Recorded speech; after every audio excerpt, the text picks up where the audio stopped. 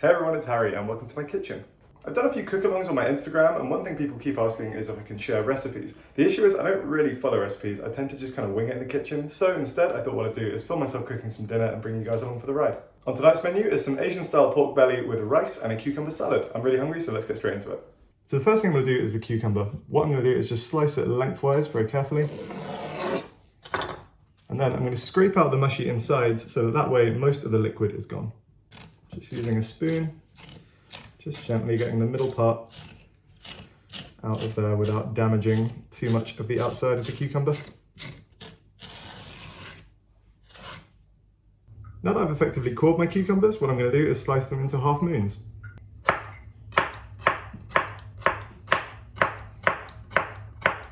Now that the cucumbers are all sliced, I'm going to transfer them to a mixing bowl. So what we're now trying to do is just draw out all the remaining moisture from the cucumbers. To do that, we're going to use salt. We're just going to give these a generous coating of salt and a little toss. So what you're going to see is after about half an hour, quite a lot of liquid will have gathered towards the bottom of the bowl. What we're going to then do is drain that off and then season it. We're not going to season it now because if we seasoned it too early, a lot of the seasoning would then be wasted when all that water came off it. The next thing up is the rice. Today I'm using this Thai jasmine one that I got from Sainsbury's. It's probably not my first choice. Ideally I just wanted a standard kind of short grain rice, but honestly you can kind of use anything for this. I'm by no means a rice cooking expert. I don't have a rice cooker, so I have to just use a pot and a pan. Generally, if you follow the guidance of 1:2 rice to water ratio, you can't go too far wrong. Tonight I'm just gonna make 1 cup of rice. It's probably slightly too much for one person, but if there's leftovers, I'll just make fried rice. I'm going to put the rice into the pan and then give it a few rinses to get rid of some of that starch. Generally you want to rinse it maybe 2-3 times or until the water kind of runs clear. Cool, so the rice has been washed and I've added the right amount of water. What I'm now going to do is bring it to the boil and then lower the heat and cover it until pretty much all of that liquid has been absorbed. Cool, so now the rice is on the way, let's talk about the pork. So what I've got here is a pack of pork belly and I've been marinating it for the past couple of hours. Now I'm using pork belly for this just because personally I think it's a really good cut of meat. There's a lot of fat in there, which to me is just extra flavour. And we're not going to cook this for very long, so what you kind of end up with is just a nice sear on the outside, hopefully a bit of a glaze, and then also all of that flavour and moisture trapped inside. So my pork has been marinating in a mixture of some soy sauce, some sesame oil, some honey, there was some black pepper in there, I think there was some miso in there. This is what I mean when I say I don't really follow recipes. I kind of just find what I have lying around the kitchen, throw it in and hope that it works. I'm going to keep this dish fairly simple, so the only thing that's really going in the pan with that is going to be some diced onion. Just going for a really rough chop on this. You still want them to have some bite when they've been cooked.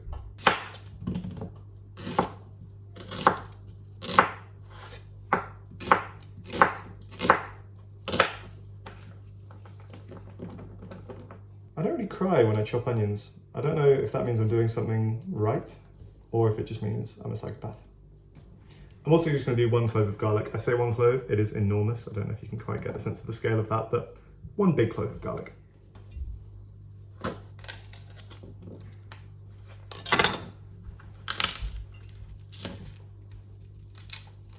Just give it a slice at the bottom end, a little squash, and the skin comes clean off. I also nicked myself chopping some garlic the other day. I don't know if you can see that. So nice and gently does it today. I definitely don't think my knife skills are perfect, but they have improved a lot over the past couple of years. Practice makes perfect. So now that our onions and garlic are chopped, we're going to return to the cucumbers.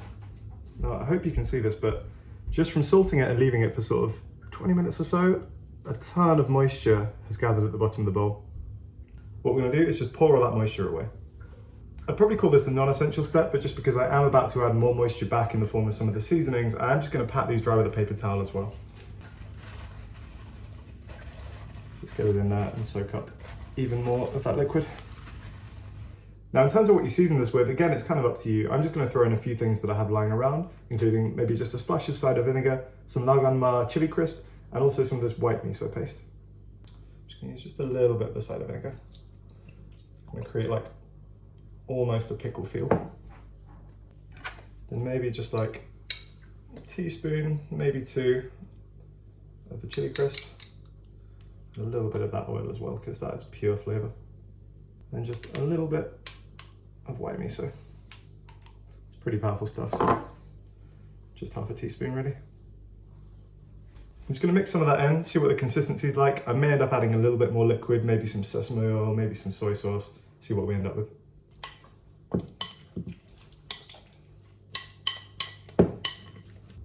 I'm going for just a splash of sesame oil as well. Now, of course, you have to season this to taste. So what that means is actually tasting it. We'll get just one of these. Wow, that already tastes fantastic. It is very salty. A lot of that salt does get absorbed when you use it to draw the water out. But you really get, wow. I wish I knew enough about food to be able to describe that accurately because it's delicious. You get so much savory umami flavor from that. Just a little bit of miso, lovely bit of tang from the cider vinegar, and of course a little bit of heat from the chili crisp. That's really good. This is going to go in the fridge and hang out until we're ready to serve. Just taking you over to the rice. As you can see, most of the liquid has now been absorbed. We're just going to let that go for a few more minutes, and then I'm going to kill the heat and let it steam. Now it's time to cook the pork, which means a new camera angle. What we're going to do is start with a sort of medium-high heat. I'm actually going to put the pork in now while the pan is still kind of cold, along with all those marinating juices because of the sesame oil in there. That's all just going to really help it cook. Currently have a brick of pork, so I'm just going to take my tongs and break that up. Lay these little strips of pork belly out flat so there's lots of contact with the surface of the pan. Kitchen tongs are probably my favorite kitchen utensil. I just think they're so versatile. Now, I'm no expert, but from what I've heard, if you kind of start cooking things like pork on a low heat and then bring them up to a higher temperature, what you actually do is render out some of that fat, which means that you're kind of making it give up its fat. It ends up cooking in its own juices and takes on even more flavor. At this point, I'm also just killing the heat on the rice, but the important thing here is to leave it covered the whole time. Because if you open it, what you're going to do is let too much of that steam out. What's now happening is the rice is kind of cooked and is now just steaming and getting that really fluffy, nice light texture that we love. I'm starting to hear some very gentle sizzles from this pan, so I'm also just going to chuck in our onion and garlic mixture as well. Don't really have anything to say about this part.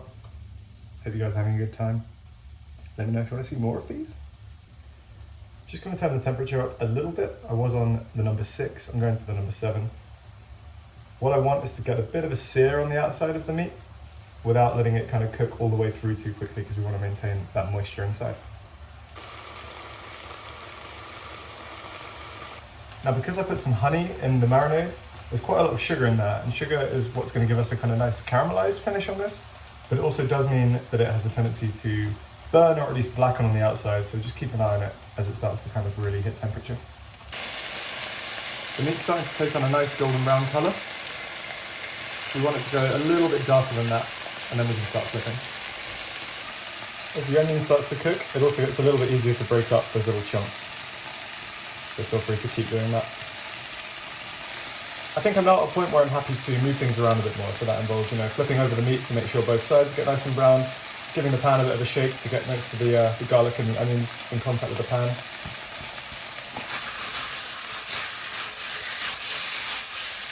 That's beautiful. That's what we want. You'll also see that some parts of the pan are hotter than others. For example, the bits that are kind of a bit more central have got this lovely golden brown colour on them, which is exactly what we want. Whereas the bits to the side aren't quite there yet, so you can move things around. If you have a second to spare, you can also get yourself prepped to serve. So I might grab my bowl, bit of cutlery, get myself ready. So I'm not getting the browning that I want on some of these pieces of pork. I'm actually just going to kind of rearrange the pan a bit. Just try and shunt all the onion to one end, and then make sure that the pork can then get a nice exposure to the pan and really crisp up.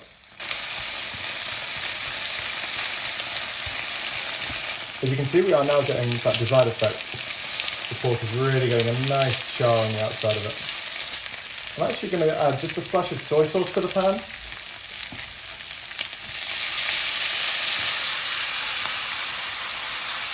I'm pretty happy with where that's at, so I'm just going to kill the heat on this now. Just going to let my meat hang out just to cool off and rest. Now let's check on the rice. I'm just going to take a rubber spatula and just kind of fluff the rice up a little bit. As you can see, this actually worked really nicely. This is one of the better rices that I've made recently. It's absorbed all that water and we have a nice sticky rice. At this point, we're pretty much ready to plate up. So I'm going to take a nice big spoonful of the rice and drop it in our bowl. Just kind of putting the rice on one side of the bowl so that it can act as a nice bed for our gorgeous caramelized pork there. Also going to add some of our lovely onions. And of course, it would not be complete without some of our delicious cucumbers. Just bring them onto this other side of the plate. I've got to save some of these because my flatmate likes them. And that is how it's done. There's a bird outside making the weirdest noises I've ever heard. Now, I'm by no means an expert chef, so don't take anything that I've said as gospel, but that is how I make my dinner. If you would like to see more of these, just let me know in the comments, but for now, I'm hungry, I'm gonna dig in. Bon appetit.